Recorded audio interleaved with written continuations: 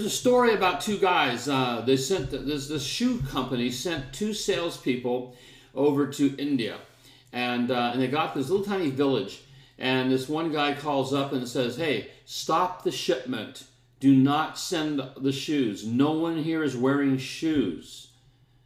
And the other salesman got there and says, "Oh my gosh, send me all you got. No one has shoes." We tend to look at life sometimes with different perceptions. In our practices, when patients walk through the door, most people walk in with a medical complaint. And if we respond to them in a medical situation, like, "I've got a backache, can you fix it?" "Oh, of course we can fix your backache. Does my insurance cover?" "Well, certainly it covers." If we run in the perception of the way they feel and the way they see the world, then we become basically at effect of them.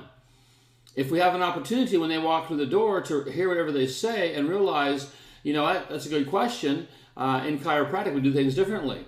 Remember this, when people come to your practice, they are searching alternatives. They don't want, what's been going on. The reason why, I kind of look at people when they finally call a chiropractor, that recent research from CLA was that 1.47% of the people were actually under chiropractic care.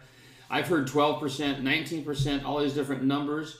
But that 19% number of people who've tried chiropractic isn't consistent with who's under consistent care.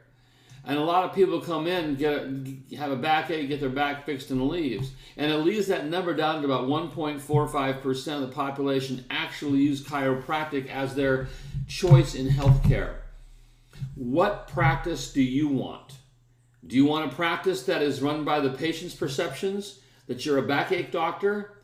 Or do you want a practice that's run by your perception, that you're a wellness doctor? And to do so, you have to see the opportunities. Because they don't have shoes doesn't mean they shouldn't wear them. Maybe they don't know about shoes. And if they don't have shoes, look at it as opportunity. I was told a long time ago that change equals opportunity. Pain is when people make changes. When people call you, they're in pain, not from their pain. They're in pain because the things they've done aren't working.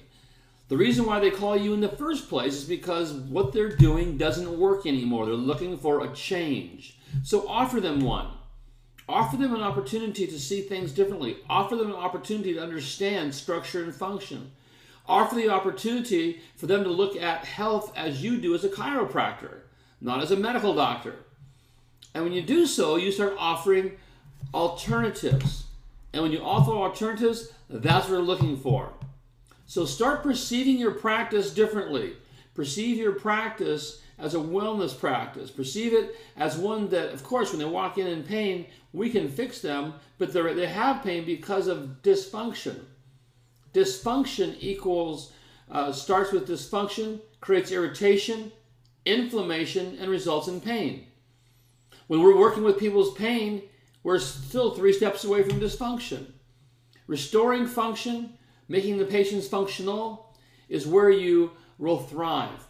When people understand that, they will then choose you as their chiropractor for life. And that's today's message. I'll see you next week.